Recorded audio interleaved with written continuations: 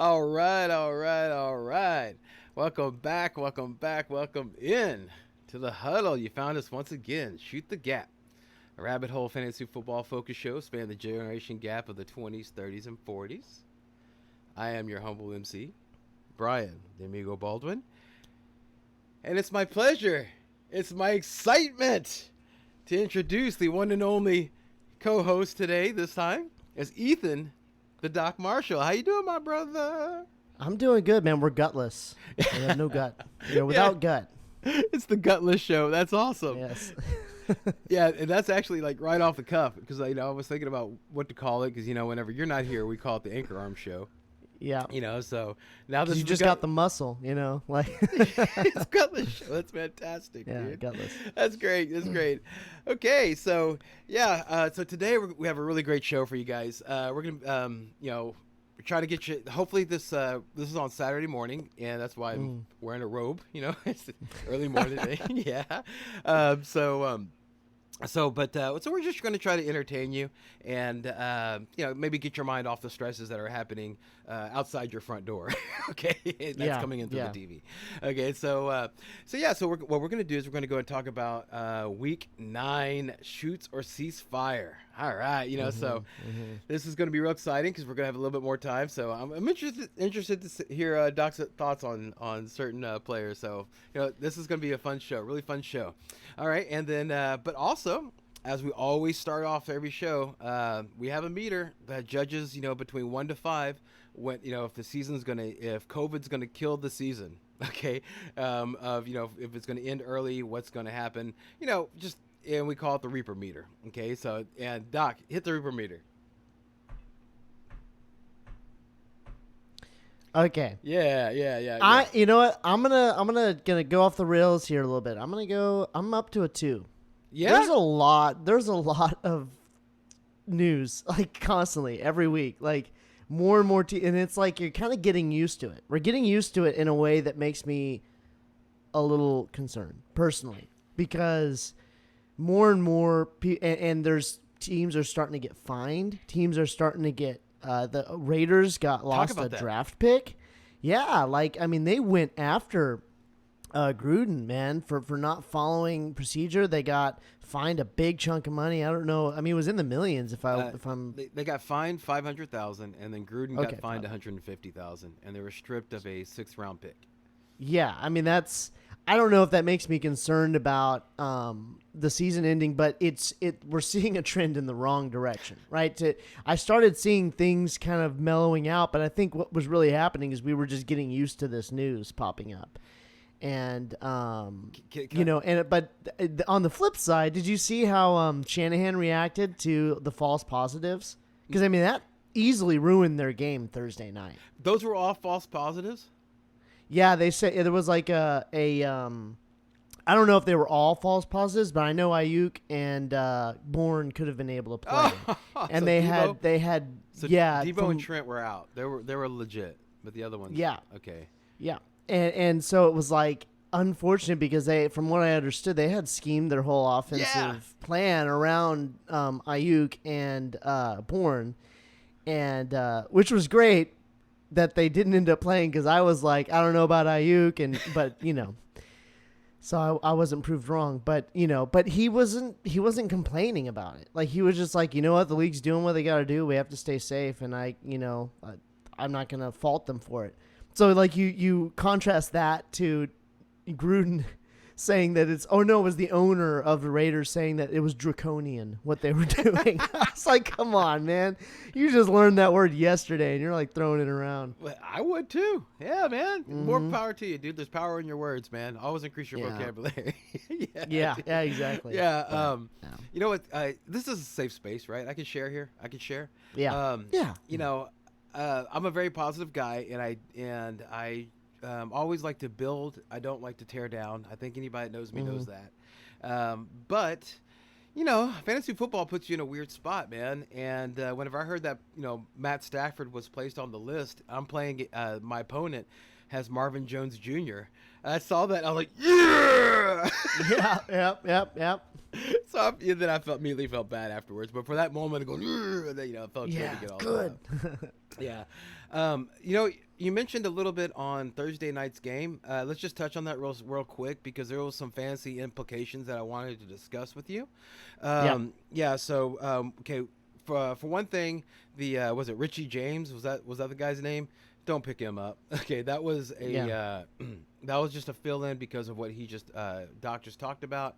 But what you saw out of Nick Mullen, are you worried about like Ayuk, Debo Samuels, any of the tight ends that you might be taking a gamble on? So what made me concerned about Mullins, I don't think having a better receiving core would help. Because you just saw a complete lack of pocket presence and like awareness. Mm-hmm.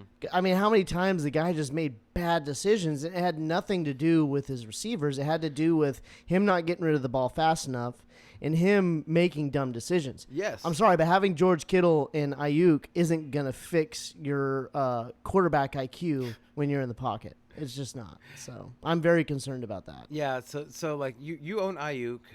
I had Jordan Reed for a little bit. So I had a cup of coffee with Jordan Reed. So yeah.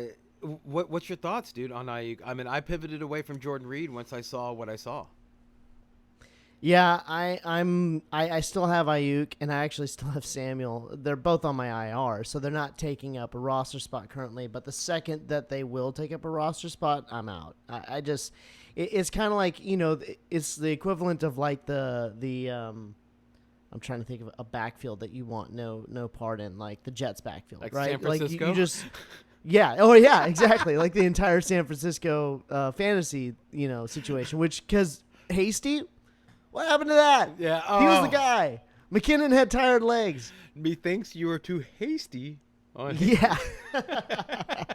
Well, and that's just, and I'm pretty sure that's been a constant mantra of mine where I want nothing to do with San Francisco's backfield. I want nothing to do. Yeah. Like, as tempting as Mostert seemed to be, I'm like, I just don't. But the problem is, I have a feeling that if he had stayed healthy, he would have been the guy. But that didn't happen, and now it's just a guessing game, and it's terrible, and it sucks. Yeah. I think you should just kind of pivot away from all San Francisco. Yeah, I mean, maybe Kittle. Okay, if Kittle ever makes it back on the field, like maybe he might be a late season push, but the way it looks now, I mean, I heard some positive reports. You hear some negative reports. Who knows? Nobody knows. I can't see them rushing him back if they have no playoff chances. Good point on that. Just because the guy might be healthy before the end of the season, they just might say, you know what, we're cool with. By that time, it'll probably just be Dwelly. Yeah. Yeah. Peanut butter and Dwelly. Yeah, that's what's gonna be, man. So yeah, I just wanted to go and talk about that real quick, especially with the Jordan Reed thing, because there's attempt there to be like, oh well, next week he's going to be playing the Giants, and they're really bad on tight ends. He'll be acclimated. Yeah, you might be right. You might be able to get that 1 week, but then you're not going to be able to trade him because this next week is the bye week, and nobody's going to trade for a bye week person. So then you have to keep this thing on your roster for a week. And just like I'm taking the gamble with Brandon Cooks, this might be the week that Jordan Reed gets injured, even though if he might explode. Yeah, so I mean, I'm riding that train now because I have to, because Kenny Galladay is out. But yeah, so I just wanted to go and talk about that real quick, just to get that information out there, because not a lot of fantasy football podcasts that I listen to were talking specifically about what you and I were talking about right there. So yeah, and yes, I am a little concerned that I sat Aaron Rodgers and started Herbert. I still have faith that Herbert's going to do just as well, maybe, hopefully. Yeah, I was like, when I saw that you had Rodgers on your bench, I was like, oh man, he probably hates his life. And I looked at him, I saw Herbert, I'm like, he's fine. He's fine. He's good. Yeah, that's an worried. incredible setup right now for the quarterback. Yeah, the Lord's blessed me definitely there. Okay, so we're going to we're about to jump into our shoots or ceasefires, but before we do that, I want to hit some some information topics that have popped up, or just little blurbs that popped up, but I don't want to spend too much time on it. And so to go in theme with the in line with the shoot or shoot the gap, we're calling it 5-second fuse, right? So basically, I'm going to say a player and something about the player, and then Doc's going to have 5 seconds to make a quick statement on it. All right, so we're going to try to stay close to it, and I'm going to try to stay on it, and hopefully we can make this thing happen. Let's see. All right, you ready to play, Doc? I'm ready. I got my thinking face on. All right. Okay. Got your eye on the clock just to make sure. Yeah. Okay. Yeah. Actually, you do look like you're really thinking. That's good. That's good. Yeah. Yeah. You must ignore a lot of people in your life because that looks like. Oh yeah. Yeah. Yeah. That's how I make my living. That's awesome. Okay, so the first one, Jamal Adams, that's the safety for Seattle. He will be playing versus the Bills. 5 seconds, Doc. That means that Diggs is going to be challenged. Yeah. Okay. I have to imagine he's going to be on Diggs. Okay. I still think Diggs is going to have a great day. Okay. So it affects Diggs. Awesome. Michael Thomas will play versus the Bucks. Yeah, I'm playing him, no doubt. He's in my lineup. I'm psyched. Nice. That he's back finally. Zeke, the offensive coordinator, Kellen Moore, told the reporters that it's a wait-and-see thing to determine how much they're going to use him against the Steelers. I'm pivoting. Okay. If I'm a Zeke owner. Okay. Pivoting to just like Justin Jackson? Yeah. I mean, whatever I can find on waivers. I mean, Okay. Obviously there's a threshold where I wouldn't, but I'm trying to pivot. Okay, gotcha. Philip Lindsay is expected to play versus the Falcons. Is that a pivot for Zeke? Low end flex. I still don't want to start Lindsay over Zeke. Okay. Adam Humphries is out versus the Bears. I got nothing on that one. Okay. I tried. Russell Okung, the offensive tackle for Carolina, is doubtful versus Kansas City. I mean, that might make a McCaffrey owner a little nervous for the run game or Bridgewater, but I'm still playing Bridgewater for sure. I mean, McCaffrey. There you go. Devontae Freeman is out versus Washington. I still don't want the Giants' backfield no matter what. Okay. Because All right. No, good. Gardner Minshew is out versus the Texans. If you're relying on Chark to be a 1, don't. Okay. T.Y. Hilton, doubtful versus the Ravens. Trey Burton. Mm-hmm. Hines. Mm-hmm. Okay. All right. I think they're going to benefit from that. Okay. Galladay out versus the Vikings. If Stafford ends up able to play, because he's got negative tests since his positive, if he ends up able to play, I'm going Marvin Jones and Hawkinson. Okay, sweet. I hate that you said that because I'm playing against Jones, but I agree. Matt Milano, he's the linebacker for Buffalo. He's out versus the Seahawks.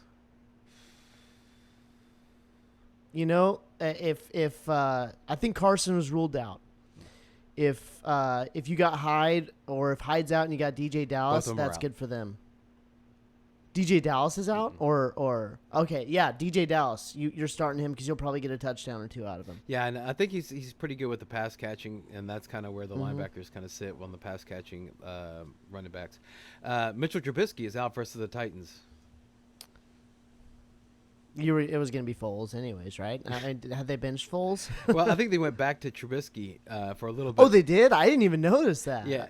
Golly. Well, I just avoid watching Bears games because they're so boring. I'm not invested in them. So it's.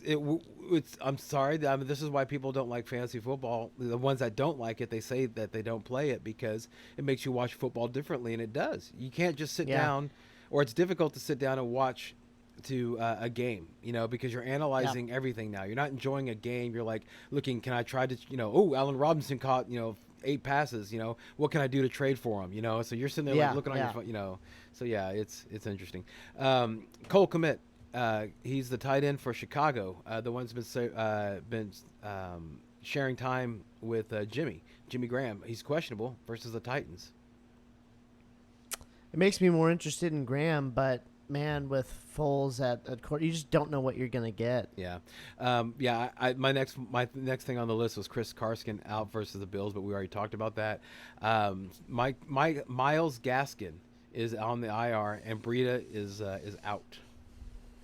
I think the only one I'd trust in that backfield now is Jordan Howard. Yeah, because you think he's going to get some goal line carries because he's been the goal line guy. have you been impressed with Myles Gaskin before the injury? It was always like an RB2. I knew I could start him and get like RB2 level of performance because I had him in a league where I had Saquon and someone else who just got injured and they were useless, so I had to play off the waivers, and Gaskin was keeping me afloat for a while there. Nice. So, but he wasn't like, his ceiling was low, but his floor was pretty high. Gotcha. Okay. And I think he did it really well with Tua also, so there's something to be said about that. And the last one, something you can probably spend more than 5 seconds on. Christian McCaffrey is back, my brother. They just activated him. Yeah, Yeah, I'm excited, but I'm trying to temper my expectations. I don't know how much he's going to share with Mike Davis. Uh-huh. That makes me a little nervous. When Jones came back on Thursday, he shared with Irvin. But I think that they waited a long time to bring McCaffrey back, and just like they waited a long time for Jones. And Jones I was amazed with how much he got and how long he stayed in. I mean, they're up by like 20 plus points and they're still handing the ball to Jones. I think that I'm very confident that McCaffrey's going to get work. I just don't know how much work, but there's no way McCaffrey's playing and you're sitting him as a manager of McCaffrey. Yeah. That's the thing. Yeah. Same with Jones. That was the same thing with Jones. If he's playing, you're playing him. How do you feel about those 10 points? You know what? I'm just glad it wasn't a goose. Okay. And the fact that he was able to get double-digit points, I'm happy with that. I think it's your flex too, so yeah, it's all right. Yeah. Yeah, it's all right. Yeah. No, I'm right there with you. I listened to a Dr. Matthew Betts. And he commented about McCaffrey, and he said that this is about the timeline that it should be for McCaffrey for a healing of an injury that he got. So yeah, he should be good to go with no worries. Me though, this is what I would do, only because of my experience from last year. This is exactly what I'd be doing right now. Right now, if I had McCaffrey, is that I'm scared of playing McCaffrey because, and we'll get in. Well, actually, we're going to do shoot or cease fire. Before I finish my thoughts, shoot or cease fire. Introduce the first game. All right. Oh, hang on. Never mind. I messed it up. I saw a bird. Never mind. I thought it was a panther. What the first? That was a panther. Yeah. Let me finish my thought because it's a really cool thought. Okay. Yeah. So last year I had Derrick Henry. Okay. Yeah. Or not Derrick Henry. Saquon Barkley. Okay. I have Derrick Henry this year. Thank you, Lord. So Saquon Barkley, I had him last year, and so he got the injury. And when he came back, it took him about 3 weeks to 4 weeks to give me that really good Saquon Barkley game. And the last time I was able to play him, he had a career day. Okay, so he was able to come back for it, but it was about a month of playing him, hoping for more, and not getting it. Mm-hmm. I would be trading McCaffrey right now. I mean, I would be. Really? Oh yeah, dude. I would be going hard. I'd be going for Dalvin Cook. I would be going for Devontae Adams. I mean, I'd be going for, because right now people are excited, like, oh shit, he's back. I could play him. Blah blah blah blah blah. But I know from my experience with that injury, and before 2 years ago, Christian McCaffrey was known as an injury-prone player. So he's been injured before, and it's slow to come back from. And so to me, I would be like, dude, I'm going to try to get as much as I can off, from it, because people would probably jump at it. I know there's a guy in our league that has Devontae Adams, Michael Thomas, and Adam Thielen. You can absolutely pry one of those fuckers from them. Excuse me, one of those. Yeah, I might look into that because I'm weak at the wide receiver position, and I have some decent depth at running back because I have Jones and Sanders and Gibson. So dude. I might shop that. Although Cook, I think if he keeps delivering, he's gonna end up being top 3 easy. I mean, that week he had last week, goodness, that was insane. You know what that also proved? That there really is a big gap between Cook and Alexander Madison. Yeah, exactly. Yeah, a big time. It isn't just the team. It isn't just the line. It isn't just. Yeah, it's the player. It is definitely the right. player. And the reason why Madison did so well whenever whenever Cook went out was because the defense had not schemed for Alexander Madison. Exactly. And they just and it surprised him. And then once they schemed for him, what did they do? They went Madison, Abdullah, and what's the other guy's name? I don't know the other guy's name. I just Is know it that. Boone, right, or something like that? Yeah. Oh yeah. Boone, Yeah. Okay, so we the spent. bane of your existence last year if you tried to Yeah. have Madison Okay, as a so now handcuff. since we almost kind of went too quick to the shoots or cease, let's do shoot or cease fire. The first game that we will discuss, the Denver Broncos at the Atlanta Falcons. I'm not going to go through over-unders because that really, I mean, I guess implied point totals helps when you're talking about fantasy. But man, I'm looking at this game. What are your thoughts, Brian, on Atlanta's receiving options? Because that's where, to me, the biggest question marks are. Oh, yeah. Atlanta's passing game. This is a good spot. For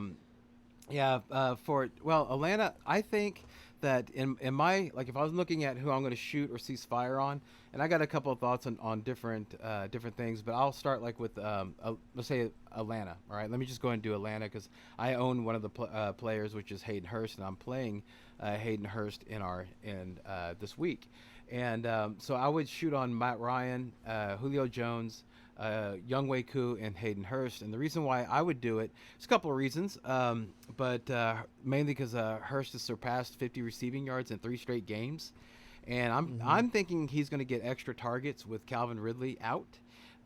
Reason why I think that is that whenever Austin Hooper was a thing last year, it was whenever Calvin Ridley was out. Okay, and so it was when Julio Jones was in and Calvin Ridley was out. All right. And so I think that Hurst has been playing the majority of the snaps. He's been very dependable on things, so he's always out there.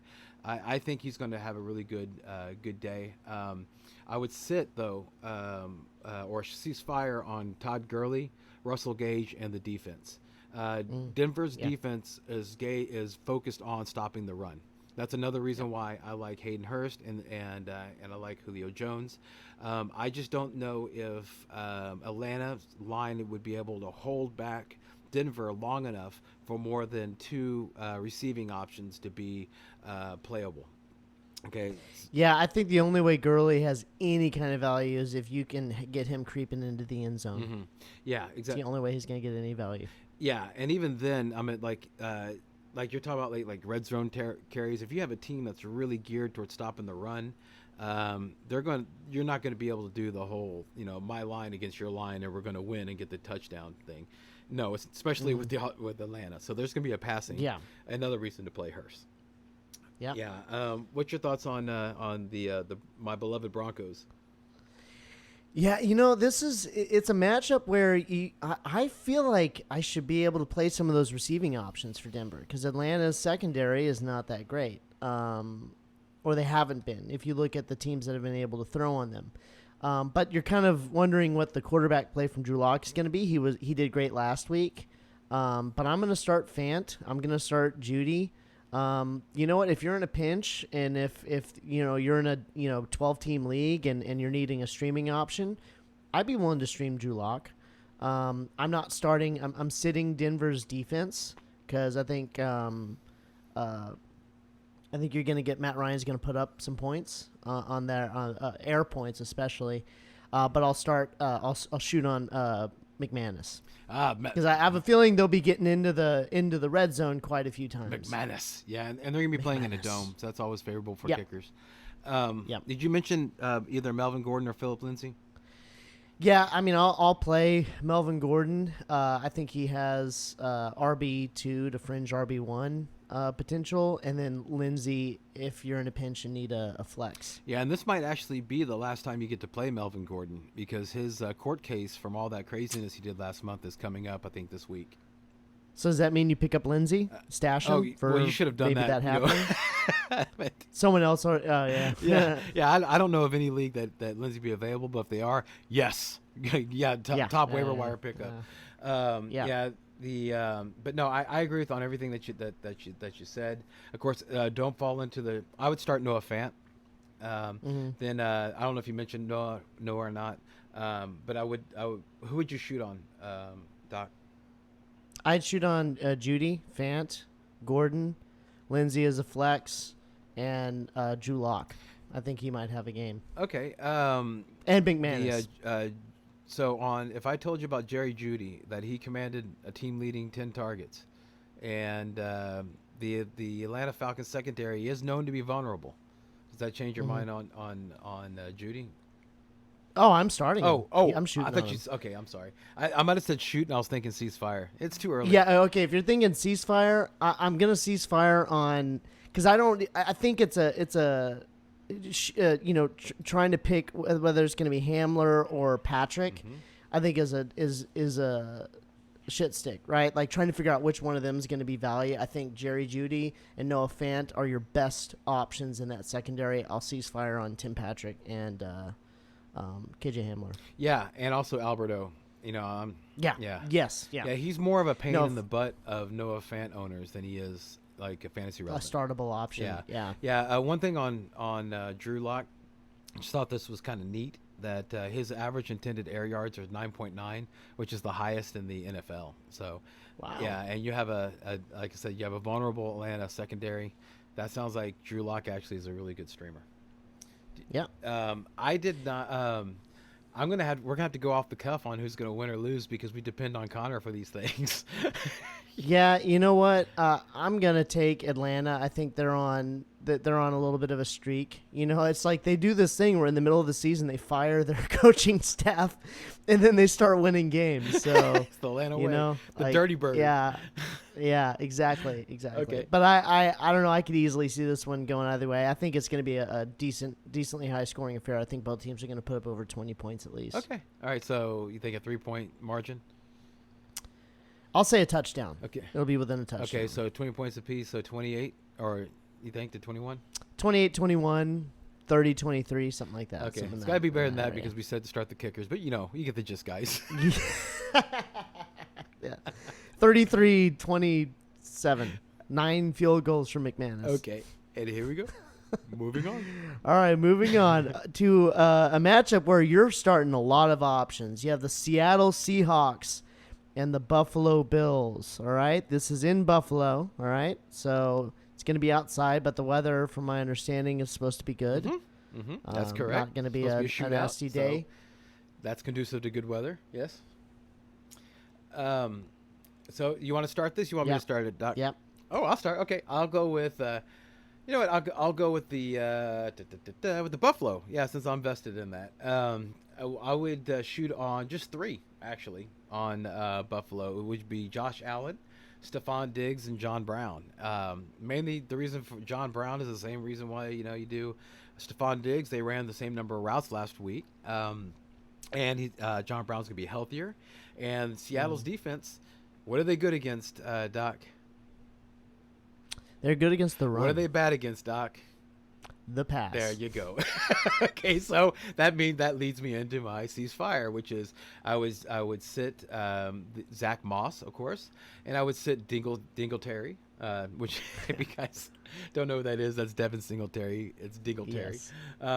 And then I would also sit the Buffalo defense because I don't want to start any defense against Chef Unlimited. Yeah, and I'm shooting ceasefiring on the tight ends. How'd I do, Doc? That was great. I can't think of any other thing. And what makes me excited about John Brown, maybe even Cole Beasley, is that with the Seahawks getting a star person back in their secondary, that maybe Diggs is covered more, so Josh Allen goes to a second option. So that might increase the value of. But I think Diggs is such a talented player that he's still going to get fed. But I think that other players are going to have opportunity to get some as well, and it's going to be a high scoring affair. That's just going to be what it is. There's going to be plenty to go around for everyone. So it's going to be an unlimited game. Unlimited for both teams. Shooter ceasefire for the Seahawks is fairly easy from week to week, except for the running game. So I'm shooting on Russell Wilson. I'm shooting on Metcalf and Lockett, as always. Shit stick. You just are you lucky? Are you lucky that one time that you get one of them? Yeah, I was going to ask you about that. You got to start him. Metcalf went off last week. So would you sit the week Metcalf? before it was Lockett? Yeah, sit Metcalf and start Lockett. No, there's no way I'm doing that. That's why I didn't invest in that receiving core. Was because I knew how boom bust they are. It's either feast or famine with those receivers. When they hit, they are game winning level, success. When they don't, it's game losing. Oh. Right? Like you either get nothing or you get number one, and that's just the way it is. But I'm starting them. I believe didn't the Seahawks let go of Wilson? They let go of Wilson. So there's, Olsen, Disley. No, I'm still not interested in them. I haven't seen enough output. I think there's better options. So I'm ceasefire on them. Clarify that name because there's two Wilsons on Seattle. Luke Wilson. Yeah, good old Luke. Yeah. Luke Wilson. Yeah, no. Do not think I'm saying ceasefire on Russell Wilson. Two double L's. He's unlimited. Yeah, two double L's. Yeah, the double L. Yes, yeah. And I'm shooting on DJ Dallas, man, because Hyde and Carson are out, and I think he's got the potential. I'm ceasefiring on the defense, and I'm not going to start the kicker because I think that they're just going to be scoring touchdowns. So unless they score like 8 touchdowns and you get 8 extra points, he's not going to do that great for you. Yeah, and you already talked about tight ends. You're ceasefiring on the tight end. Okay. One quick little note on DJ Dallas. He recorded the 7th highest snap share among backs last week. Wow. Yeah, and he scored twice against the 49ers defense. And dude, these guys, this 49ers defense, I mean, I know that we kind of beat up on the 49ers earlier in the show, but dude, their defense, they allowed the fewest fantasy points to running backs this season. Wow. Yeah, and DJ Dallas still put up a good game. Yeah. So it was a tough defense, and he had a good game. Now he's going against what thought was going to be a tough defense, which probably doesn't seem to be. It looks like he's ready to go. I know that Travis Homer is healthier, but the only thing that guy's going to make you do, because if he's going to steal some snaps, is make you go dope. That's it. Yeah. Nice. Thank you. I love it. Okay. So moving on. Yes. If that's okay. So we have the Chicago Bears at the Tennessee Titans. A battle of the AFC South and the NFC North. This is going to be an interesting matchup, right? Because Tennessee's going to be playing a tough defense. Chicago is a solid defense. So I want to start with your thoughts on shooting and ceasefires for Tennessee. Oh, Tennessee. Yeah. Yeah. I don't know if you guys know what I'm talking about. Yeah. If you do, then Mr. Window. Okay, no. Okay. Sorry, man. It's morning, dude. It's early morning. Yeah. Okay. Sprite. So, I would shoot on Tennessee. I would shoot on a course. We call him Derrick Henry, but he's the king, Derrick Henry. Yes. Yeah. He still owns the soul of a lot of cornerbacks. Yes. AJ Brown. I would shoot on, and I would the only other person I would shoot on, it would be Jonnu Smith. That's mainly because of I know that he's been sharing snaps and everything like that, but dude, Chicago Bears, they're tough against the run. Their secondary is a little tough, but their weakness is tight ends. Okay, and there's not going to be a Humphreys. So there's going to be more targets out there, and I think they're going to go to the tight end, and I think they're going to depend on Jonnu Smith, especially in a game where I think they're going to need to go that route in order to win. I would ceasefire on Corey Davis because of that. I was so excited earlier this week. I thought I was walking around like a proud chicken because I picked Corey Davis up like on Sunday. Then they became the hot wire pickup. Then I looked at his schedule. No. Yeah, and I got sick to my stomach, and I kept wishing for Kenny Golladay to show out. I get that damn D was there the whole time. I'm like, go out so I can put you in the IR so I can fix my mistake. And so thankfully on Friday that happened. I mean, I hate the fact that Galladay's out, but that happened. Nobody picked up Brandon Cooks. So I went ahead and picked up Brandon Cooks. We'll talk about him later. But I was I didn't want to get away from Corey Davis because he's looking like he's having his Devontae Parker year. This is year 4 for him. Took 5 years for Devontae Parker. Maybe this is a breakout. Maybe he is matchup proof. I don't know. Yeah. I can't take that chance because the defense that I'm going against is Pittsburgh, and I think they're going to score 20 points. Okay. So. Oh my gosh, that sucks. So I man. I need as much points as I possibly can, even though I'm starting, James Robinson, Derrick Henry, and Chase Edmonds. I'm still worried about it. That's solid. Yeah. That was, again, the Lord bless me. I would continue on though. I would cease fire on Gostkowski, and also Tennessee's defense. How'd I do, man? I cannot think of any difference of opinion that I have. Are you ceasefiring on Tannehill? Yes. Did I mention Tannehill? Yeah. I guess no. You know what? I didn't, because I was saving him for the last the big reveal, my love target. I was going to be sit on ceasefire. So yes, I'm ceasefiring on Tannehill. All right, for the Bears, a team that I have in. None of my fantasy teams have any kind of investment in, so I'm probably the worst person to answer this question. Best. Or the best. Well, okay, so I'll make this pretty quick for you. I like the receiving options for Chicago, despite the shoddy quarterback play. So if you have Allen Robinson, I'm shooting on Allen Robinson. You know what? I'll shoot on Jimmy Grandpa, and I'm shooting on David Montgomery. With the secondary receiving options outside of Allen Robinson, I mean, I don't know if I have a lot of confidence in Anthony Miller. What was the guy? Is it Darryl Mooney? Is that the new receiver out there in Chicago? Not new, but I mean he's had some fantasy relevant games over the last. At least he was relevant last week. It's more of a soul name, dude. Darnell Mooney. Yeah, dude. Darnell. Yeah, dude. That's I don't. awesome I mean, name. Tennessee Awesome. has a pretty vulnerable secondary. So, I mean, but it's like in a pinch. If you're in a pinch, right? But I'm still gonna start the Bears D because I think they're gonna get to Tannehill. I think they're gonna sack him, and so that'll kind of pad you from the points that Tennessee is gonna put up because they're gonna put up points. Interesting. I don't know if it's going to be enough to completely demolish your day, but Henry's getting revved up, man. I can see him going ham on this defense. I can see it happening. Oh, I hope so. But that's outside of those options, I'm ceasefiring on everyone else.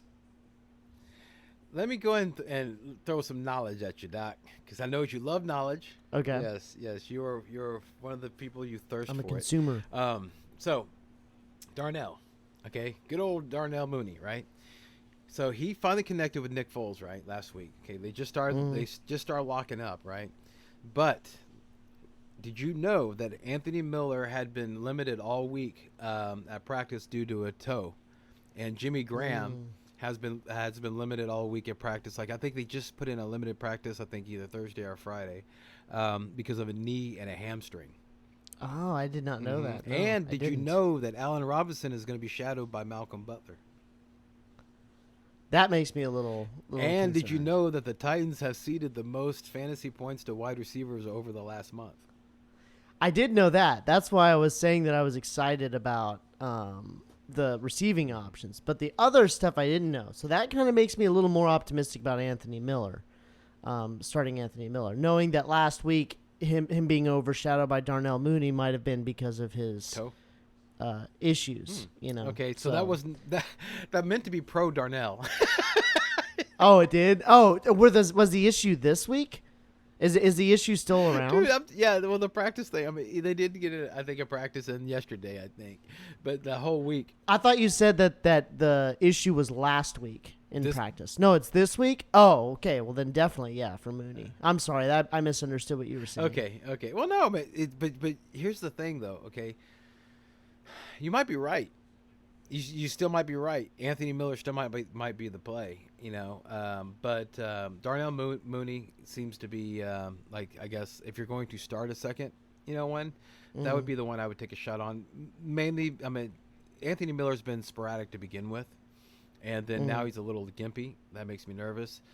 Jimmy Graham, I mean, what do you call him? Jimmy what? Bad knee. Paul. No, see, but you put Paul, right? Yeah, so grandpa. Yeah, right? yeah. So He's yeah, old. so old people. I know this for a fact that man, whenever your knee bothers you, your day's done. Yeah, You're done. Yeah, you can't do any. I mean, Yeah. like young people, you can kind of like find that one step or that one way to walk to kind of circumvent the pain or to bear the pain. But old people, whenever our knees go on us, it's like no, he's not working, so I'm not working. That's what the knee says. It's like there's no way to special walk. We're just shutting down. So it's so it's not a good thing. So I think that's going to help out Darnell. Okay. Oh, let me call the game. Chicago, All Tennessee. I think it's going to be close.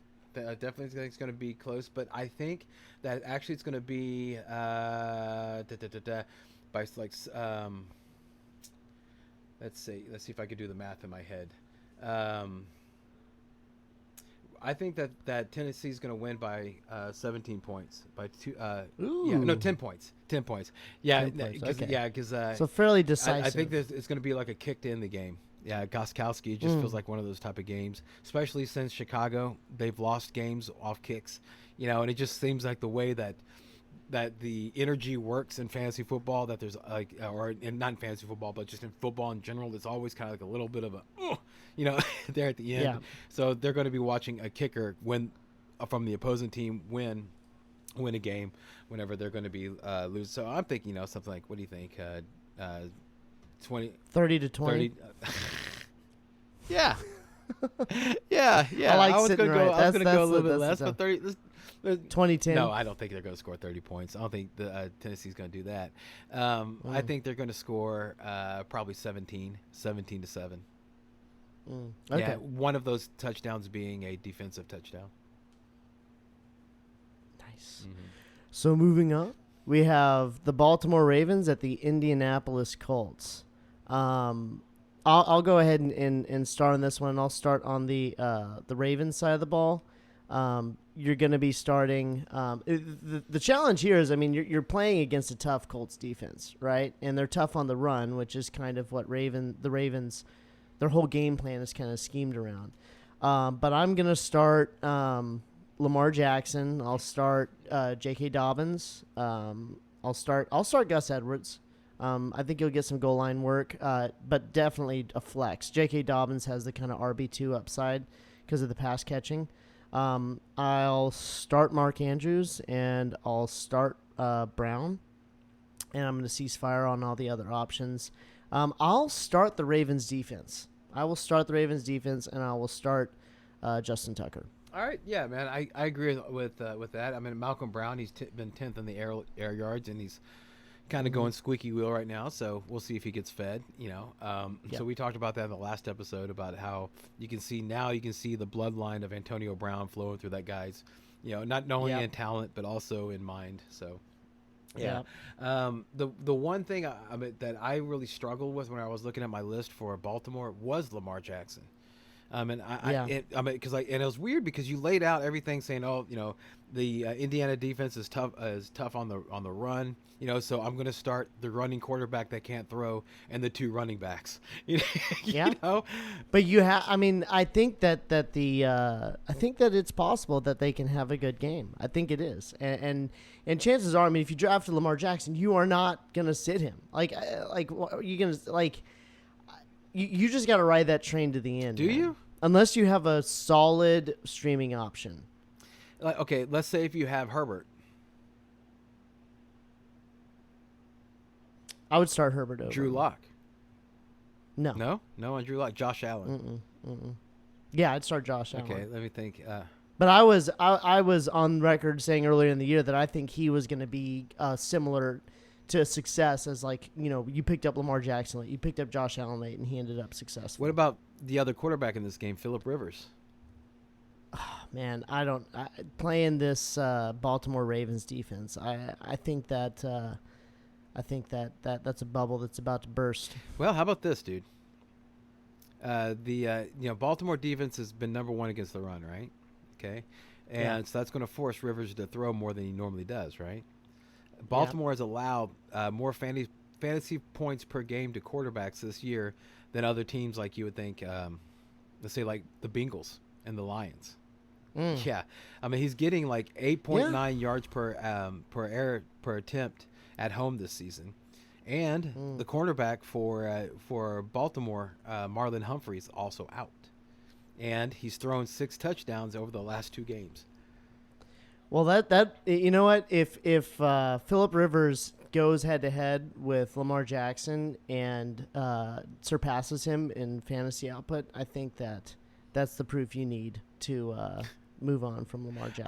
I would definitely start. I'm with you though. I mean, like, because if you had Lamar Jackson, then even though he's been doing bad, you still like you said, you drafted him high.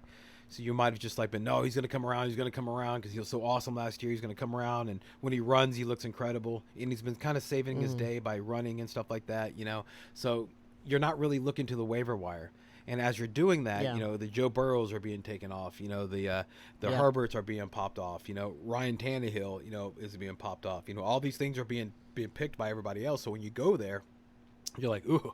So we're looking at Luton or you know, Andy Dalton. Yeah. You know. Yeah. So you're right. You're probably stuck in a spot where you do have to start Lamar Jackson. I would shoot on P. Rivers, just like we talked about. Phillip Rivers. I would shoot on Michael Pittman because T.Y. Hilton is out, and I would shoot on Jordan Wilkins and Nyheim Hines if you have them. I would probably choose Nyheim Hines over Wilkins, to be honest with you. Because the pass. Yeah, because what I just told you, you know, about Baltimore is good against the run. Nyheim Hines is one of the guys I think is going to really prosper with T.Y. Hilton being out. You know. So, and I would start Mr. Goggles, Blankenship, and of course I would start the defense against. I would definitely shoot on the defense against Baltimore, but who I would cease fire on in Indianapolis is Jonathan Taylor. I would cease fire on him, which I want to get your opinion on him in a little bit. But let me just go ahead and just say this real quick sentence. I would. Me personally, I would cease fire on the tight ends because you just don't know. There's too many. Mo Alley Cox, Trey Burton, and Baby Hands himself, right? Jack Doyle, and so, you know, and I also cease fire on any wide receivers other than Pittman, and I only chose Pittman because I was trying to find one wide receiver that I thought could do well. Yeah. But give me your thoughts on Jonathan Taylor. You know, because we have some, you know, a little bit of extra time to talk about things. So, you know, you're talking about the injury, opportunity, expectation, production. What's your thoughts? Yeah, I mean, I was never high on Jonathan Taylor. I'm generally not too high on rookie running backs, especially when they demand that kind of draft capital, 3rd, 4th round. You know, I think, you know, everyone kind of assumed too quickly when I forgot the guy's name. It's been so long. When Mac went out, it was like everyone was like, "Oh, this is it. RB3, RB2, RB1 is it?" And then it's been nothing ever since. Well, not nothing, but I mean, he's not. There were quarterbacks going around the 3rd or 4th round that I mean, I think I'd have to check, but I'm pretty sure Todd Gurley is a higher performing running back this season than Jonathan Taylor. Kareem Hunt, who went several rounds or a couple rounds after Jonathan Taylor, is ranking higher than him. So I'm definitely not happy with that pick, and I don't see it getting much better. Because every time I hear it, it's like, this is the week Jonathan Taylor's gonna blah, and then nothing. And there's like, well, he's dinged up. Well, this is the week. And, So, you know, like I'm tired of it. I didn't invest in it in any of my teams, any of my leagues, and that's why. Huh? So he might have been a guy that you should have probably sold high whenever Marlon Mack when Eminem went out. Yeah, exactly. But you know what? I have to say that I was like, oh no, I'm probably gonna have to eat crow on this guy because he's gonna go off now. Yeah. Well, and so also there was a little bit of me that was relieved when he did. You know, I mean, I love Connor, and I know he's gonna watch this show, but come on, dude. Whenever good things happen, he's, you know, yeah, he's all on it. Yeah. So awesome. you know, and so it's like, you know, dude, I love you, and I want you to win. But he's got the bravado of a young man, and I understand it. Yes, I was there yes. once, and I appreciate it because I Yeah. was like that. And now I understand why guys my age looked at me back then whenever I acted that way because I was just trying to be fun, and they were looking at me like Yeah. So I understand now the whole circle makes sense. The And I know dynamic. he's doing that Yeah. because he's having fun, not to be a jerk. But when Yeah. you're old and your hair's falling out and your opportunities are slimming, you're like, stop it. you know? Yeah. Sit down, young man. Stop enjoying your prime of your life. You know?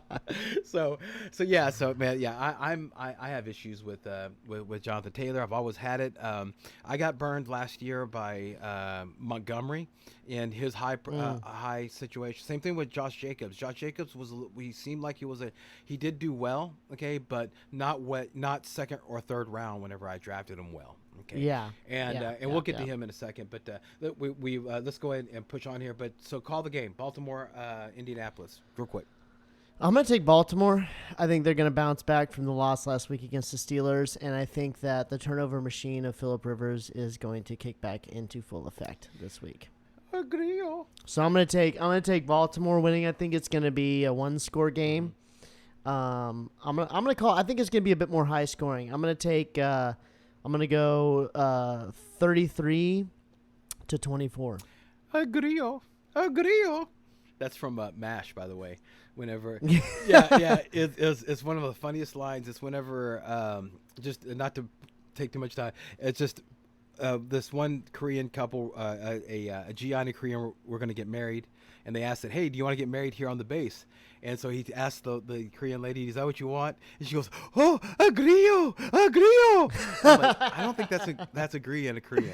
That's not a Korean word. I don't think so. No. If anything, that's like this isn't. It's not. like this isn't Spanish. Yeah, it's like Texans trying to talk Spanish. Yes. Yeah. Oh, okay. So Okay. we have. Okay.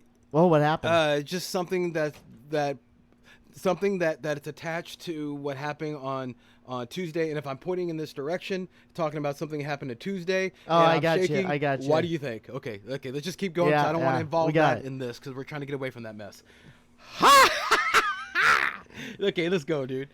Moving on. See, he's just excited about this Yes. matchup, which is Carolina Panthers taking on the Kansas City Chiefs.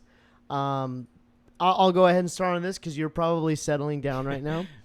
I'm going to start with the Panthers because I have pieces. You have some. Do you? No, you don't have. You divested from this. I have many investments in the Panthers. Can I say something? Yes. Because dude, I got a trade request this week. Oh gosh. Okay. Do you know how I acquired Aaron Rodgers? Do you remember how? Yeah. Okay. How did I acquire? Just say it real quick. DJ Moore. I got a trade request of DJ Moore for Aaron Rodgers.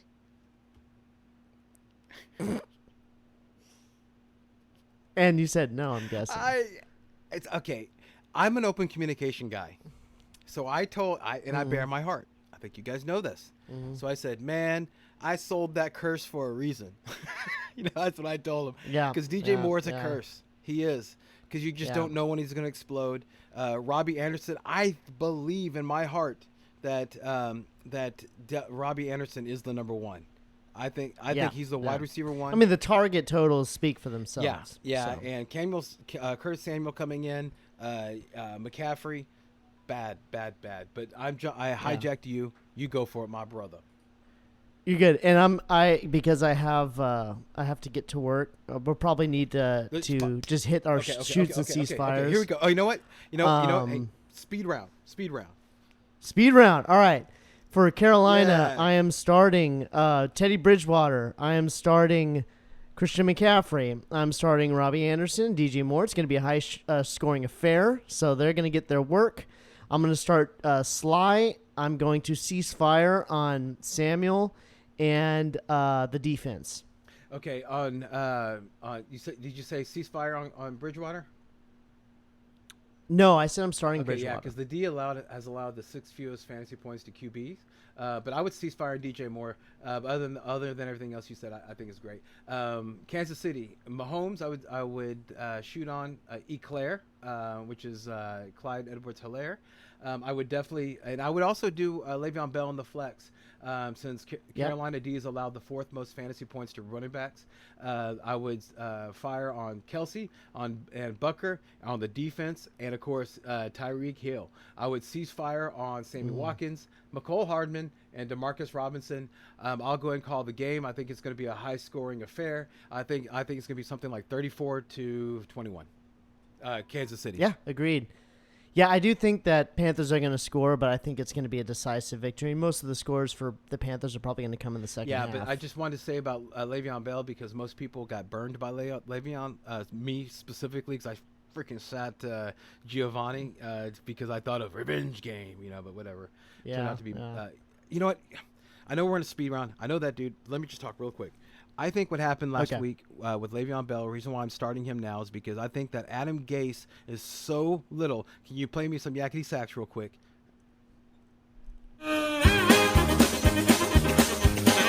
That he decided that, you know what, I'm going to lose Kansas City anyway, but there's no damn way that Le'Veon Bell is going to beat me. So we're going to try to stop the run every time. And that's why Kansas City started passing on them late, even though they were up, because you're like, you know what? If you're going to be a jackass and you're going to try to stop the run every damn time, then we're going to bust you, because we're being cool just running. But if you're going to be a jerk, guess what? 41 bomb to Tyreek Hill, and he's going to jump on my back, and we're going to celebrate on right in front of you. Okay, so so I think that's what happened. I think there was an Adam Gase moment, and I think that was just designed to shut down one guy only, the second string running back, which was Le'Veon Bell. That's my Adam Gase impression. All right, moving on. We have the Detroit Lions taking on the Minnesota Vikings. I'll grab Detroit Lions real quick. Keep an eye on the news. See if Stafford's in or out, because that's important. If Stafford's in, you're starting him. All right? You do not want to miss out on a start for Matthew Stafford against the Vikings. And here's like that, man, I know I'm supposed to go fast, but it's like these shooter cease fires are somewhat contingent upon whether Stafford is playing or not. I think no matter what, I'm starting Hawkinson, right? And I'm starting Swift. Because I think in that backfield, if I'm going to invest in anyone, it's going to be Swift. He's the most talented, right? If I have Stafford in, I'm going to start Marvin Jones Jr. And Hall? Would you start Hall? You know what? It's Stafford and it's the Vikings. Yes, I would shoot on Hall for sure. Ceasefire on the defense. I'll start Prater because I think they're going to get into the red zone. I think it's going to happen. They're going to move the ball. He's going to have opportunities to get some field goals. What about Peterson? Okay. No, I'm staying away from the backfield other than Swift. All right, I agree with all that. And so on Minnesota, I would shoot on Kirk Cousins, Dalvin Cook, Adam Thielen, Justin Jefferson, and also the kicker Bailey. I would go ahead and give him, because I think it's going to be just like what you said. They're going to just like you said on Minnesota, on Detroit. I think it's going to be Minnesota because the defenses are comparable, basically. Yeah. And then so I would definitely cease fire on the defense, and I would cease fire on the tight ends Irv Smith and Kyle Rudolph. But yeah, that's about all I would do on this game. And I have other notes, but we're rapid round. Call the game, Doc. I'm gonna take Minnesota.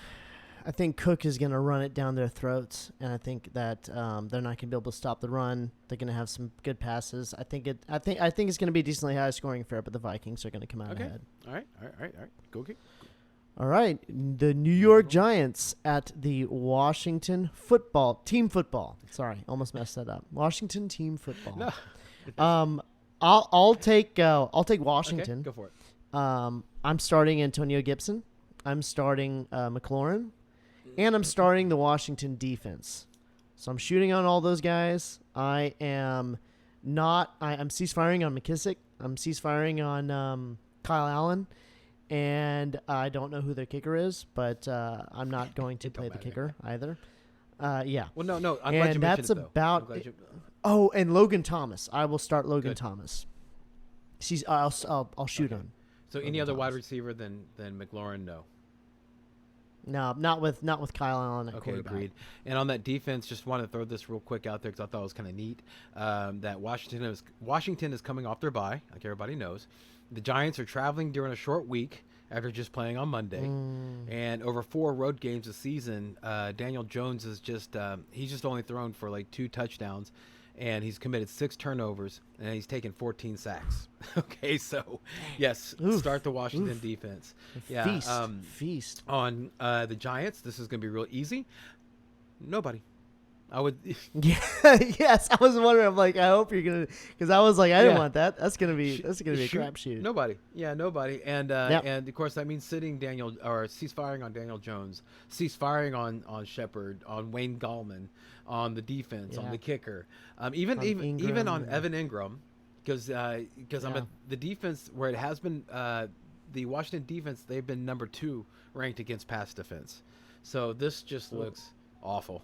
Okay, and so I'll go ahead and call the score on this. I think that it's going to be 17-3, Washington. Yeah, I like it. I like it. All right, the Houston Texans at the Jacksonville Jaguars. I know you got some pieces from the Texans and the Jaguars in this game. Which team do you want to take? I was this close to wearing my Bronco hat today. Oh, I really was because I thought that I have Brandon Cooks, and I do want to talk about Brandon Cooks, dude. Okay, everybody's been scared of him. I was scared of him. He was in our pool this halfway through the season. Reason why, of course, everybody knows. He's sporadic sometimes, and he also he likes to get that eye bug. I don't want to say it because I have him. All right, and but the Texans, they've made it a point to get Cooks involved in the offense. Okay, in the past 3 games, he's got 30 targets, man. Okay, and during that 3-game stretch, say he was the number 3 in fantasy, only behind Chase Claypool and AJ Brown. I mean, he's playing all over the formation, including the slots. There's not like just one cornerback that's going to be sitting there just keeping a focus on him. And and also the Jags, they have given up the 4th most fantasy points to the slot. So when he is in the slot, they're going to be shooting for him, right? And he's had 8 catches for 161 yards and a touchdown last time, and that's when they met a month ago. So that's why I went and pivoted to Cooks, even though I'm taking on that one risk. Galladay, exactly. But I'll take Houston. So I would shoot on Deshaun Watson, of course, Brandon Cooks, David Johnson, Will Fuller, Randall Cobb, Fairburn. Okay, I would cease fire on the defense, on any of the tight ends because Akins is back and that's going to get muddied up again. And of course Duke Johnson, I would cease fire on him. Even though it seems like if you've had him all this time, you're like, well, maybe against Jags. No, it's going to be this is a different situation now that B.O.B.'s gone. This is Cornell, okay, and that's why, of course, while I was saying about Cooks, it looks like he might be the main target. We'll see what happens. How'd I do, Doc? And go on to the Jags. That's perfect. I like those receiving options. I think that's great. Watson's been spreading the ball around, so I like it. For the Jags, I'm starting Robinson. He's going to be great. There were 3 Texans defenders who are not going to play because of COVID, positive COVID. I know Whitney Merciless was one of them. And I was excited about Robinson because Ezigbo is going to be out with a hamstring. Yeah. No, there's going to be points to be had for Robinson. You know what? I'm not going to tell someone to cease fire on someone I'm shooting on. I'm shooting on Chark. I mean, you know what? The Texans secondary is atrocious. I mean, it's a battle of who's worse, right? Gluten or the Texans secondary. And so I'm shooting on Chark and I'm shooting on Robinson, and that's it. And I'm ready to move on from that match. Maybe that's why Connor isn't here because he has a gluten allergy. Oh yeah. Makes sense. Yeah, you're right about that. I agree with everything that you said. The only things you need to focus on for the Jags, Robinson and DJ Shark. End of story. Yep. Everybody else, let them either go into the pool or sit on your bench. Even though Chenault, we'll see. But keep an eye out because it's a new quarterback. We'll see who his favorite targets are. Might be Chenault. Who knows? Call that score. All right, the Las Vegas Raider. Oh, call it Houston. Houston. Point. Houston's going to win it. I'm going to say that's going to be 28-14. Okay. I think I agree with you on the points, Agrio, but the other way around. I think Jags. Go ahead. Ooh, okay. All right, so the Raiders at the Chargers. I'll take the Chargers on this one. You're starting Herbert. You're starting Jackson. You're starting Allen. You're starting. I'm not starting the defense. I'm ceasefiring on everyone else. I'm starting Herbert, Jackson, and Allen. No Hunter Henry or Mike Williams. Oh, you know what? I'll start Hunter Henry. Shoot on Hunter Henry, not Mike Williams. What about the kicker? Bagley did good last week. Yeah, I'd start Bagley. They move the ball. See, I agree with everything you said, other than the Justin Jackson. Yeah, I don't because dude, Joey Bosa is still in concussion protocol. Okay, so that's that weak defense is going to get even weaker. So I don't know if they're going to be running it a lot, and if they do, who are they going to do? I mean, I know everybody said, "Oh, it looks like he's going to be Justin Jackson." Well, they said 2 weeks ago, "Oh, it looks like it's going to be Joshua Kelly." You don't know, so I don't want to play that game. Okay, so I would not. I think though, I do support your decision on Jackson. I see the path. But yeah. I personally would cease fire on Jackson or Kelly. Okay. On Vegas, and I think he did great. On Vegas, I would shoot on Derek Carr because the defense that's already before Joey Bosa went down, they're allowing the fourth most fantasy points to quarterbacks. I would shoot on Darren Waller, who's your guy. I would shoot on Henry Ruggs, and I would shoot on Hunter Renfrow. I would cease fire, though, on Nelson Aguilar. I was going to give Connor his props on this. I'll do that now because we were talking about Nelson Aguilar, and he says, well, if Philadelphia cut the player, then you know it's a bad wide receiver. And I was like, good point. Yeah, so that's his point. Connor, we miss you, but you're still hanging around in spirit. I would, but dude, I would cease fire on Josh Jacobs. He's been out all week. Friday he got a limited practice in, but the big news is that it was for a knee and of course for his knee because he's having an issue with that. He had an illness, but the Raiders they promoted Theo Riddick from the practice squad. Okay. Yeah. See, hear that? That was a good idea. Okay, and so any other RBs I would cease fire on. Did I miss anybody? Okay, nope. The kicker. Nope, I think I'd start good. The kicker. Yeah, because Carlson's been doing okay. Okay. Yeah, and they'll move the ball. This one will be quick. The Steelers at Dallas. Okay. For Dallas, no one. You're not starting anyone. And then for the Steelers, I'm starting Big Ben. I'm starting Chris Carson. I'm starting. It's a toss up. Who's going to get the work at the wide receiver core? Carson? But you know what? You can start Washington. You can start Juju Smith-Schuster, Chris Claypool in the flex. I'm shooting on them, and I'll shoot on Eric Ebron. You said, and definitely the defense. You said Chris Carson, right? Yes. And where? I'm sorry, not Chris Carson. James Conner. Okay. James Conner. All right. Yeah, sorry. I'm with you. And that defense is going to just smash. Nope. Sit everybody in Dallas. Start no one in Dallas. I think the score is going to be 27. 27. Yeah, 27 to 7. Yeah. 7. Okay. Pittsburgh. All right. Go. Miami and Arizona. All right. We've got the quarterback change still in effect in Miami. I think this definitely influences who I'm going to start there. I can't think of anyone I'm super psyched to start in Miami, honestly, just because of Tua. So I'm staying away. You want to take Arizona? Oh yeah. I would fire or shoot on Kyle Murray, D-Hop, Chase Edmonds, Zane Gonzalez, and the defense. I know that Miami you think is a soft matchup, so why don't you start any more wide receivers? Their defense, their secondary is legit enough to where I think only D-Hop will be able to succeed. Yeah. And I'm ceasefiring on Kirk and also the tight ends. Do you want? Did I call you? Called this game? Yeah. I'm gonna say this is gonna be Arizona fairly decisively. I think they're gonna put up quite a few points. I'm gonna say 35 22-14. All right. I like that. That's a really good line, dude. Yeah, good. Okay, Yeah. let's move on to the last one. Coming around the bend, guys. You know, we're actually kind of scrolling downhill because we're trying to get this ended in a couple of minutes. So here we go. All right, New Orleans and Tampa Bay. I think this is going to be a juicy matchup. I'm going to take the Saints because I have some options in this one in some other leagues. You're going to start Breeze. You're going to start Thomas, Michael Thomas, his first game back. You are shooting all over that guy. I'm going to shoot on Jared Cook, Alvin Kamara, and you know what? I'm even tempted to start shoot on Murray a bit. Definitely Lutz. I'm staying away from the the Saints defense. Ceasefire on them and ceasefire on the wide receiver options outside of Cook and Michael Thomas. Would you shoot on the guy who's listed as a quarterback that caught a touchdown last week? What's his name?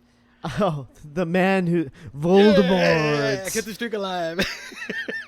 Man, just by principle. Yeah, Taysom Hill. That's Taysom Hill, everybody. My attempts to keep that streak alive is getting more and more pathetic, and that just goes along with my dad joke mentality. I think it's funny that way. Okay, on the Bucks, I would shoot on Brady. I would shoot. God. It's just I don't think this guy should be in the league. Antonio Brown. I don't think that you should be rewarded for that, but whatever. The guy's talent's incredible. So that guy. Then if Godwin's playing, I would shoot on Godwin. I would shoot on Gronk. I would shoot on Rojo because I think that last week was just a punishment, and they're going to go back to it because that's what Arians does. I would shoot on the defense of the Bucks. I would cease fire on Mike Evans. I would cease fire on Cameron Brate because people are kind of like looking at him because, you know, he's the backup to Gronk, but no, I wouldn't do that. And the kicker, I would shoot on that. And I'll call. Oh man, I don't want to call this game. You take it. Yeah, I know. I'm gonna take Tampa Bay. I think that they're not gonna let the Saints sweep them in their matchups this year. I think it's gonna be close. I think it's gonna be a shootout. I'm gonna take. I'm gonna go 45-38. You know what? I would like it to be 45-3, if possible, because I'm starting Tampa Bay. So that's what I'm going for. You know what? I can easily see Breeze throwing some picks and getting sacked and just getting pressured. So I think that's a good play. Let's see if we can beat the record on this Monday night one. Let's see if we could do it in 10 seconds. Okay, I got it. Yeah. I got it. You know what? But we're going to disagree because I would shoot on Cam Newton and that's it. Okay. Oh, and the defense and the New England, because we're talking about New England Patriots, New York Jets, Monday Night Football. I'm shooting on Cam. I'm shooting on the defense, sitting everyone else. The Jets is going to be easy. Jacoby Myers. No. Okay. No. All right. Yeah, I agree with you on. I agree with you on that. And the Jets, nobody. Can you know what? Actually, my response is yakety sax.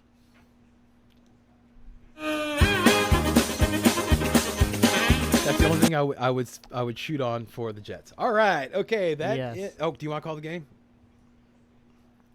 Saints are going to win that game. No, the Patriots. Patriots going to win. Okay, cool. Yeah, I mean, if you're betting on the game, you guys got a problem, and there's a lot of support groups out there. Okay. Yeah. So we're gonna go and wrap this one up. Before I do anything, though, I do want to take some time to thank our supporters of the show. Of course, I'll go. How about you? You started off there, Ethan. We got two of them. You choose one. Yeah. Sports Host app. Download the app. Talk about sports with people who love sports. It's a great place. It's a great community. Get on there. And you know what? It's a great place to be, so you should be there. I agree. And the other supporter we'd like to thank is High Volume Music Radio. Download the High Volume Music Radio app. Go to their website, highvolumemusicradio.com. You can check out all the shows that they have. They have, they have incredible information on there. They have not only, it's a local station, so it has a lot of the local, it's a local DJs, and there's also, it's kind of the soul and the focus of the Houston. It's the pride of Sunnyside, actually, and you'll be able to get if you're lucky enough to download the app, you'll get shows like Andrew B's Vocal Sounds, the Business Knowledge Broker Show, the Soul Brothers Show, What's on Your Mind with Ann Boogie, Shoot the Gap, and of course the flagship show of the station, which is Blame It on the Boogie. Man, dude, if you listened to Funk Me Friday yesterday, jeez, you lose a few LPs. Listen, man, because it just gets you moving.